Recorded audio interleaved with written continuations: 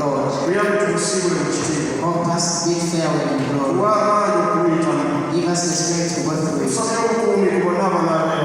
And all those people will be there.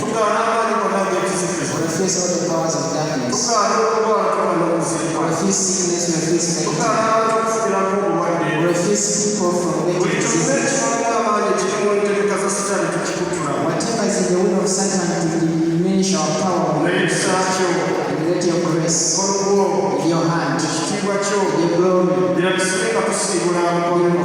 be manifested as we bid farewell to our friends.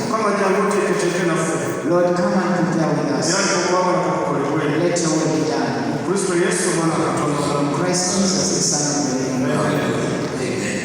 We were in your Pastor Robert. The first, we were in your support one day. We were in our Sister.